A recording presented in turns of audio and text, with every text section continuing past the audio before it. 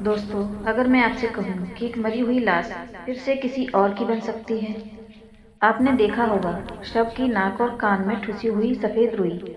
लेकिन अगर यह रुई न डाली जाए तो उस खाली शरीर में कुछ और प्रवेश कर सकता है। गरुड़ पुराण और तंत्र शास्त्र इस छोटी सी रुई को एक ताले की तरह बताते हैं। आज हम उस ताले को खोलने जा रहे हैं और जो अंदर छिपा है वो आपको चैन से सोने नहीं देगा। दोस्तों, जब हम किसी मृत शरीर को देखते हैं, किसी ऐसे इंसान को जिसे हम कल तक जानते थे, जो कल तक हमारे साथ था, हंस रहा था, बात कर रहा था, और आज वह सफेद कफन में लिपटा हुआ बिल्कुल शांत पड़ा है। उस दृश्य में एक चीज ऐसी होती है जो हमारा ध्यान अपनी ओर खींचती है। एक बहुत ही छोटी सी चीज, लेकिन बहुत अजीब। हम देखते हैं कि उस मृत शरीर के नाक के दोनों छेदों और कानों में सफेद रुई लगी हुई होती है। बचपन से हम ये देखते आ रहे हैं। हमारे बुजुर्ग कहते हैं कि यह रस्म है, यह जरूरी है। हम चुपचाप मान लेते हैं। हम सवाल नहीं करते। उस दुख के माहौल में सवाल करने की हिम्मत भी किसमें होती है? हमें लगता है शायद यह कोई मेडिकल प्रक्रिया होगी, शायद यह शरीर को साफ रखने का कोई तरीका होगा। लेकिन क्या आपने कभी उस सन्नाटे में उस सफेद रुई के पीछे छिपे गहरे काले और खौफनाक सच को जानने की कोशिश की है? क्या यह सिर्फ सफाई के लिए है, या फिर उस रुई का काम एक ऐसे दरवाजे को बंद करना है जिसे अगर खुला छोड़ दिया जाए तो मरने वाले की आत्मा कभी मुक्त नहीं हो पाएगी, या उससे भी बुरा हो सकता है? क्या उस खुले दरवाजे में कोई दूसरी, कोई बाहरी और भयानक शक्ति उस खाली शरीर में प्रवेश कर सकती है? गरुड़ पुराण और हमारे प्राचीन शास्त्र इस छोटी सी रूह के बारे में जो खुलासा करते हैं, वह किसी भी इंसान की रूह को अंदर तक कपाने के लिए काफी है। आज के इस वीडियो में हम विज्ञान और अध्यात्म दोनों के नजरिए से इस रहस्य को डिकोड करेंगे। आज हम जानेंगे कि आखिर मरने के तुरंत बाद शरीर के छिद्रों को लॉक करना क्यों जरूरी होता है। अगर किसी शव की नाक कान में रुई नहीं डाली गई तो उसके साथ क्या अनहोनी हो सकती है, और इसके पीछे वह कौन सा गुप्त विज्ञान है जिसे हमारे पूर्वज हजारों साल पहले समझ चुके थे। मौत एक घटना नहीं बल्कि एक प्रक्रिया है। जैसे ही प्राण शरीर से निकलते हैं, शरीर का रक्षा तंत्र यानी इम्यून सिस्टम पूरी तरह फेल हो जाता है। हमारे शरीर के अंदर अरबों कीटाणु होते हैं जो जिंदा रहते वक्त हमारे दोस्त होते हैं, खाना पचाने में मदद करते हैं। लेकिन मौत के बाद वही कीटाणु गद्दार बन जाते हैं। वह शरीर को अंदर से खाना शुरू कर देते हैं, जिसे डिकम्पोजिशन या अपघटन कहते हैं। और इस प्रक्रिया में शरीर के अंदर तरह तरह की जहरीली गैसें बनने लगती हैं। ये गैसें शरीर के अंगों को फुलाने लगती हैं। जिंदा इंसान के शरीर में मांसपेशियां होती हैं जो हर दरवाजे को कंट्रोल करती हैं। हमारी नाक, हमारे कान, हमारा मलमूत्र मार्ग, सब कुछ मांसपेशियों के नियंत्रण में होता है। हम जब चाहें सांस रोक सकते हैं, जब चाहें मुंह बंद कर सकते हैं। लेकिन मरने के बाद एक अवस्था आती है जिसे प्राइमरी रिलैक्सेशन कहते हैं। सारी मांसपेशियां ढीली पड़ जाती हैं, शरीर का नियंत्रण खत्म हो जाता है, सारे वाल्व खुल जाते हैं। अब जरा सोचिए, अंदर गैस बन रही है, दबाव बढ़ रहा है और बाहर के दरवाजे खुले हैं, तो क्या होगा? शरीर के अंदर मौजूद तरल पदार्थ, जिसे मेडिकल भाषा में पर्च फ्लूइड कहते हैं, वो बाहर निकलने की कोशिश करेगा। यह कोई साधारण पानी नहीं होता। यह सड़े हुए खून, पित्त, आंतों के रस और गले हुए अंगों का एक बदबूदार मिश्रण होता है। अगर नाक और कान खुले रह गए तो यह डरावना और बदबूदार द्रव्य वहां से रिसने लगेगा। गुरुत्वाकर्षण के कारण अगर शव लेटा है तो पेट और फेफड़ों का पानी ऊपर की तरफ आता है और नाक या मुंह से बाहर गिर सकता है। जरा कल्पना कीजिए उस दृश्य की। एक परिवार अपने प्रियजन के अंतिम दर्शन कर रहा है। वह उसका चेहरा याद रखना चाहता है, वह उसे चूमना चाहता है, लेकिन अगर उस चेहरे से, नाक से खून और मवाद बह रहा हो तो वह उस परिवार के लिए कितना गहरा सदमा होगा। वह जीवन भर उस डरावने चेहरे को भुला नहीं पाएगा। उनकी यादों में उस व्यक्ति की सौम्य तस्वीर की जगह यह भयानक तस्वीर छप जाएगी। इसलिए विज्ञान कहता है कि रुई एक डार्ट या प्लग का काम करती है। यह उस रिसाव को रोकती है। यह सुनिश्चित करती है कि अंतिम यात्रा के दौरान शरीर की गरिमा बनी रहे, चेहरा शांत और साफ दिखे। यह एक तरह का फिजिकल बैरियर है जो अंदर की गंदगी को अंदर ही रोकता है। लेकिन दोस्तों, विज्ञान की बात यहीं खत्म नहीं होती। एक और खतरा है जो बाहर से आता है, और यह खतरा बहुत ही घिनौना है। जैसे ही जीवन खत्म होता है, शरीर से एक विशेष प्रकार की गंध निकलने लगती है। हम इंसान शायद इसे तुरंत महसूस न कर पाएं, क्योंकि हमारी सूंघने की शक्ति सीमित है। लेकिन प्रकृति के सफाई कर्मचारी यानी मक्खियाँ और कीड़े मकोड़े उसे मीलों दूर से सूंघ लेते हैं। खासकर एक मक्खी होती है जिसे ब्लो फ्लाई कहते हैं। यह मौत की गंध को सबसे पहले पकड़ती है। यह कीड़े किसी खाली घर की तलाश में होते हैं जहां वह अपने अंडे दे सके। एक मृत शरीर उनके लिए सबसे सुरक्षित और पौष्टिक जगह होती है। नाक और कान के छेद उनके लिए सीधे प्रवेश द्वार बन सकते हैं। वहाँ अंधेरा है, नमी है और सीधा रास्ता शरीर के अंदर तक जाता है। अगर इन छेदों को बंद नहीं किया गया तो मौत के कुछ ही मिनटों या घंटों के बाद सैकड़ों मक्खियाँ वहाँ घुस सकती हैं और अंडे दे सकती हैं। और आप कल्पना भी नहीं कर सकते यह कितनी तेजी से होता है। कुछ ही घंटों में वे अंडे लार्वा बन जाते हैं और बाहर से साफ दिखने वाला शरीर अंदर से कीड़ों का घर बन जाता है। रुई उन कीड़ों के लिए एक दीवार है। यह शरीर की पवित्रता को बचाए रखने का एक भौतिक तरीका है। यह उस शरीर को प्रकृति के इन हमलावरों से कुछ समय के लिए सुरक्षित रखता है, जब तक कि उसका अंतिम संस्कार न किया जाए। दोस्तों, हमारे पूर्वजों के हर नियम के पीछे सिर्फ विज्ञान नहीं होता। विज्ञान तो बस ऊपरी परत है, असली राज तो उसके नीचे अध्यात्म और ऊर्जा विज्ञान की गहराइयों में छुपा होता है।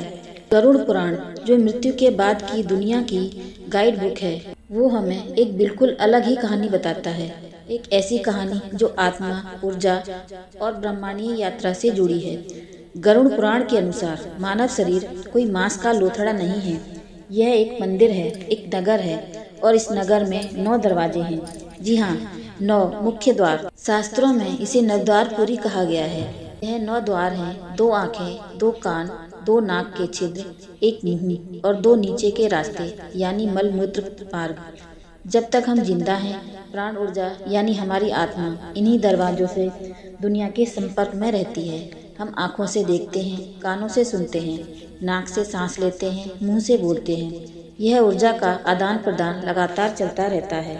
लेकिन जब मौत का वक्त आता है, जब किराए का यह मकान खाली करने का समय आता है, तो आत्मा को इन्हीं में से किसी एक दरवाजे से बाहर निकलना होता है।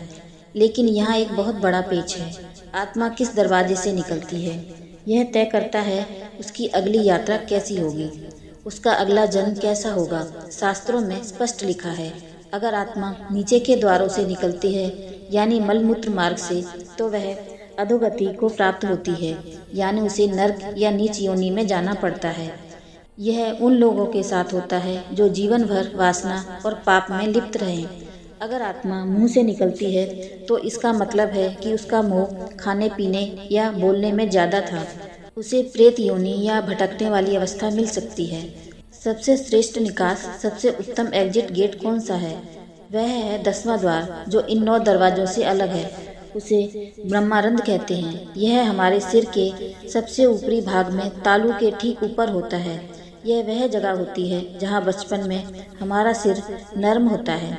योगियों और तपस्वियों के प्राण हमेशा इसी ब्रह्मरंध्र को तोड़कर निकलते हैं। इसे मोक्ष का द्वार माना जाता है। जो आत्मा यहाँ से निकलती है वह सीधे उच्च लोकों में जाती है। अब आप पूछेंगे, इसका रूह से क्या संबंध है? संबंध बहुत गहरा है। मरने के बाद शरीर के अंदर जो प्राण वायु बचती है, जो सूक्ष्म ऊर्जा बची होती है, वह बाहर निकलने के लिए छटपटाती है। वो रास्ता ढूंढती है। हमारी कोशिश और हमारे धर्म का उद्देश्य यह है कि वह ऊर्जा गलत रास्तों से ना निकले, वो नीचे के रास्तों से ना निकले, वो नाक या कान से ना निकले, बल्कि वह ऊपर की ओर बढ़े और ब्रह्मारंध्र को धक्का दे। इसलिए जैसे ही किसी की मौत होती है, सबसे पहले उसके मलमूत्र मार्ग को धोकर कपड़े से कसकर बांध दिया जाता है। उसके बाद नाक और कानों में रुई डाली जाती है, मुंह को बंद कर दिया जाता है। यह सिर्फ लीकेज रोकने के लिए नहीं होता, यह एक आध्यात्मिक ट्रैफिक डाइवर्जन है। हम उन आसान रास्तों को ब्लॉक कर रहे हैं, हम उन दरवाजों पर ताला लगा रहे हैं ताकि जब बच्ची कुची आत्मा या प्राणवायु बाहर निकलने की कोशिश करे तो उसे नाक बंद मिले, कान बंद मिले, मुंह बंद मिले और उसके पास सिर्फ एक ही रास्ता बचे, ऊपर का रास्ता, सिर का रास्ता। यही कारण है कि अंतिम संस्कार के समय कपाल क्रिया होती है, जिसका जिक्र हमने पिछले वीडियो में किया था। सिर पर डंडा मारकर हम उस आखिरी दरवाजे को भी खोल देते हैं ताकि फंसी हुई आत्मा वहां से मुक्त हो सके। नाक और कान की रुई उस आत्मा को सही दिशा दिखाने या उसे मोक्ष की तरफ धक्का देने का एक तंत्र है। यह आत्मा को भ्रमित होने से बचाता है। लेकिन दोस्तों, कहानी अभी भी पूरी नहीं हुई है। अब हम उस हिस्से की तरफ बढ़ते हैं जो सबसे ज़्यादा डरावना और रहस्यमयी है। तंत्र शास्त्र, ब्लैक मैजिक का नजरिया। तंत्र विज्ञान कहता है यह ब्रह्मांड कभी भी खालीपन को पसंद नहीं करता। जहाँ भी खाली जगह होती है वहाँ कोई न कोई शक्ति उसे भरने के लिए दौड़ पड़ती है। एक मृत शरीर क्या है? यह एक खाली घर है, एक ऐसा पात्र जो खाली हो चुका है। उसका मालिक उसे छोड़कर जा चुका है, लेकिन दरवाजे खुले पड़े हैं। शमशान घाट, मरघट और यहाँ तक कि वह कमरा जहाँ सब रखा है, वहाँ सिर्फ इंसानी दुनिया के लोग नहीं होते, वहाँ एक अदृश्य दुनिया भी होती है। हजारों अतृप्त आत्माएं, पिशाच और नकारात्मक शक्तियाँ जो शरीर की तलाश में भटक रही होती हैं। उन्हें मुक्ति नहीं चाहिए, उन्हें भोग चाहिए, उन्हें एक माध्यम चाहिए जिसके जरिए वह फिर से भौतिक सुख भोग सके। उन्हें एक शरीर चाहिए, एक ताज़ा मृत शरीर उनके लिए सोने की खान जैसा होता है, क्योंकि उस शरीर के सारे तंत्र अभी भी काम कर सकते हैं, बस उसमें ड्राइवर नहीं है। अगर शरीर के द्वार खुले हैं, अगर नाक खुली है, मुंह खुला है, कान खुले हैं, तो यह उन शक्तियों के लिए एक खुला निमंत्रण है। आओ, यह खाली घर है, इस पर कब्जा कर लो। अब आप सोचेंगे कि कब्जा करके क्या होगा, शरीर तो मर चुका है। तंत्र कहता है कि अगर कोई बुरी शक्ति उस शव में प्रवेश कर गई तो वह शव पिशाच बन सकता है, वह बेताल बन सकता है। आपने कई लोक कथाओं में सुना होगा कि लाश उठ बैठी या लाश में हरकत होने लगी। वैज्ञानिक इसे मांसपेशियों का खिंचाव कह सकते हैं, लेकिन तांत्रिक इसे प्रकाया प्रवेश कहते हैं। एक मृत शरीर पर अगर किसी गलत शक्ति का कब्जा हो जाए तो वह उस परिवार के लिए विनाशकारी हो सकता है। यह उस शरीर की बची हुई ऊर्जा का इस्तेमाल करके जीवित लोगों को नुकसान पहुंचा सकती है। इसलिए रुई डालना एक तांत्रिक सुरक्षा कवच है। प्राचीन काल में और आज भी कई जगहों पर उस रुई को मंत्रों से अभिमंत्रित किया जाता है। कभी कभी उस रुई को पवित्र जल या गंगा जल में भिगोकर डाला जाता है। यह एक सील है, यह एक लॉक है, यह चेतावनी है कि यह शरीर अब उपयोग के लिए उपलब्ध नहीं है, इसका उपयोग खत्म हो चुका है। नाक और कान बंद करके हम बाहरी दुनिया और उस शरीर के बीच का संपर्क पूरी तरह काट देते हैं। अब हम यह सुनिश्चित करते हैं कि ना तो अंदर की चीज़ बाहर आए और ना बाहर की चीज़ कोई अनजान अंदर जाए। यह एक तरह का आध्यात्मिक घेराबंदी है। यह एक बहुत ही दिलचस्प पहलू है जिसे अक्सर नज़रअंदाज कर दिया जाता है। सोना यानी गोल्ड का महत्व।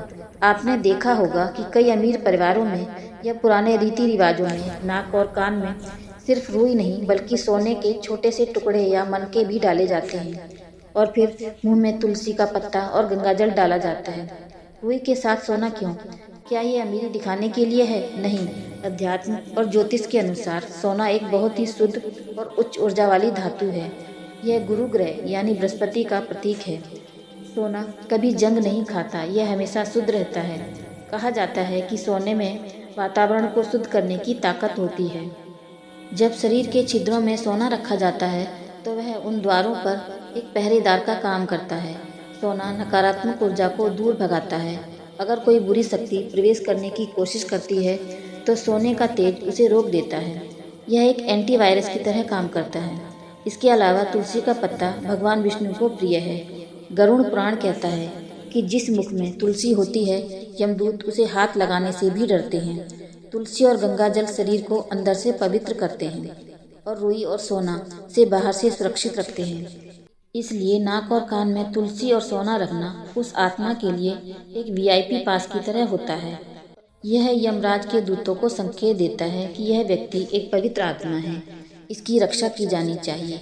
अब जरा मनोविज्ञान यानी साइकोलॉजी की बातें करते हैं।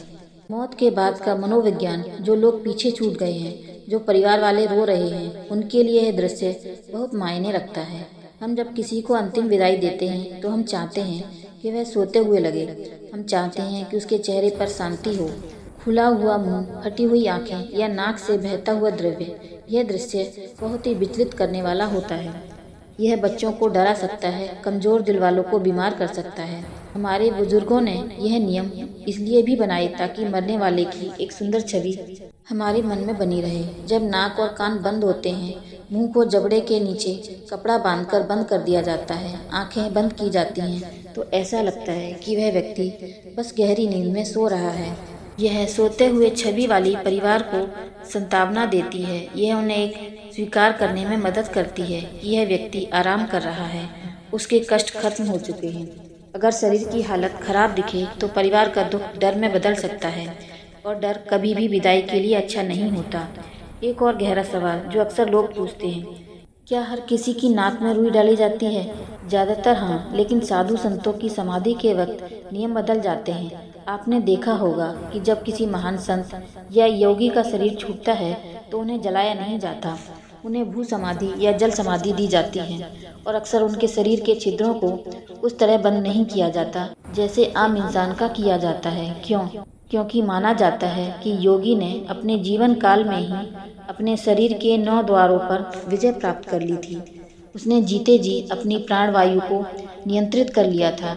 उसने अपनी मर्जी से समाधि अवस्था में प्राण त्यागे हैं। उसकी आत्मा को रास्ता दिखाने की जरूरत नहीं। उसे पता है कि ब्रह्मानंद कहाँ है, वह पहले ही वहाँ से निकल चुकी है। योगी का शरीर खाली घर नहीं होता, वह एक सिद्ध मंदिर होता है। वहाँ भूतों या पिशाचों का डर नहीं होता, क्योंकि उस शरीर का तेज इतना होता है कि नकारात्मक शक्तियाँ उसके पास भटक भी नहीं सकती।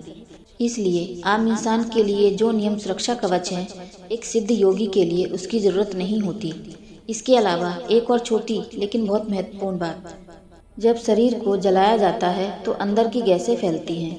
अगर सारे छेद बंद हों और ब्रह्मानंद ना खुले तो कभी कभी शरीर में विस्फोट जैसी आवाज़ हो सकती है, या अजीब तरह की सीटी बजने जैसी आवाज़ आ सकती है।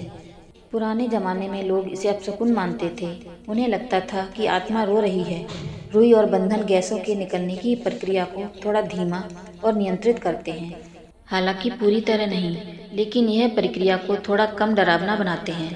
तो दोस्तों, अगली बार जब आप किसी अंतिम संस्कार में जाएं तो उस शांत चेहरे को देखें, उस नाक और कान में लगी सफ़ेद रुई को देखें तो सिर्फ एक डॉक्टर की पट्टी मत समझिएगा कि वह रुई एक सीमा रेखा है, जीवन और मृत्यु के बीच की रेखा, इस लोक और उस लोक के बीच की दीवार। वह एक छोटी सी रुई उस आत्मा की गरिमा, उसकी सुरक्षा और उसकी मुक्ति की गारंटी है। वह इस बात का सबूत है कि हमारे पूर्वज शरीर के विज्ञान को भी जानते थे और आत्मा के भूगोल को भी। वो जानते थे कि मौत अंत नहीं बल्कि एक नए सफ़र की शुरुआत है, और हर सफ़र के लिए तैयारी जरूरी है। जैसे हम घर से निकलते वक्त ताला लगाते हैं, वैसे ही शरीर से निकलते वक्त भी ताला लगाना जरूरी है, वरना कोई और घर में घुस सकता है या फिर घर की गुप्त बातें बाहर आ सकती हैं। गरुड़ पुराण की बातें हमें डराने के लिए नहीं, यह हमें जागरूक करने के लिए है। यह हमें बताती हैं कि मानव शरीर एक बहुत ही जटिल यंत्र है। इसका संचालन भोजन और पानी से नहीं बल्कि प्राण और ऊर्जा से होता है, और जब वो ऊर्जा निकलती है तो उस यंत्र को सही तरीके से शट डाउन करना हमारी जिम्मेदारी है। एक और बात, यह रुई हमें यह भी याद दिलाती है कि हमारी इंद्रियां, जिन पर हमें इतना घमंड है, हमारा सुनना, हमारा सूंघना, यह सब अस्थायी है। एक दिन इन कानों में संगीत नहीं, रुई होगी। एक दिन इस नाक में फूलों की खुशबू नहीं, रुई होगी। यह विचार ही हमारे अहंकार को तोड़ने के लिए काफ़ी है। आप इस बारे में क्या सोचते हैं? क्या आपने कभी अंतिम संस्कार के दौरान किसी अजीब घटना का अनुभव किया है, या कभी शरीर के साथ कुछ ऐसा हुआ हो जो विज्ञान के नियमों से परे हो? क्या आपके क्षेत्र में, आपके रीति रिवाजों में या इसके अलावा भी कोई और वजह बताई जाती है? नीचे कमेंट में अपनी राय और अपने अनुभव जरूर शेयर कीजिए। आपका ज्ञान हमारे और बाकी दर्शकों के लिए बहुत कीमती है। हम हर कमेंट को पढ़ते हैं और उस पर विचार करते हैं। उम्मीद है कि मरने के बाद के इस रहस्य से पर्दा उठाने की हमारी यह कोशिश आपको पसंद आई होगी। हमने कोशिश की है कि आपको अंधविश्वास से निकालकर तर्क और विज्ञान की रोशनी में ले जाएं। लेकिन याद रखिए, दुनिया में अभी भी बहुत से ऐसे रहस्य हैं जो हमारी समझ से परे हैं। मृत्यु का दरवाज़ा एक ऐसा दरवाज़ा है जिसके उस पार क्या है, यह कोई पक्के तौर पर नहीं कह सकता। हम सिर्फ अनुमान लगा सकते हैं और अपने ग्रंथों पर विश्वास कर सकते हैं। अब बारी आपकी है। कि द डिवाइन स्केल पर अगला वीडियो किस टॉपिक पर होना चाहिए। क्या आप आत्माओं की दुनिया के बारे में जानना चाहते हैं? नीचे कमेंट सेक्शन में अपना टॉपिक लिखें। जिस टॉपिक पर सबसे ज़्यादा कमेंट्स आएंगे हमारा अगला वीडियो उसी पर होगा। हम उसी का रहस्य खोलेंगे, उसी पर सवाल पूछेंगे। अगर इस वीडियो ने आपको कुछ नया सिखाया है तो लाइक करना ना भूलें। इसे शेयर करें अपने दोस्तों के साथ, अपने परिवार वालों के साथ, क्योंकि मृत्यु का ज्ञान ही हमें जीवन की कीमत समझाता है। जो लोग मौत से डरते हैं वह जिंदगी से भी डरते हैं, और जो मौत को समझ लेते हैं वे जिंदगी को भी जी लेते हैं। द डिवाइन स्केल को सब्सक्राइब करें और बेल आइकन दबाएं, ताकि जब हम अगला राज खोलें तो सबसे पहले आपको पता चले।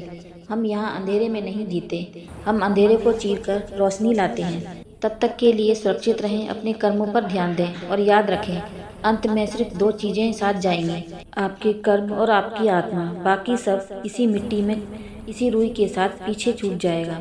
हर हर महादेव।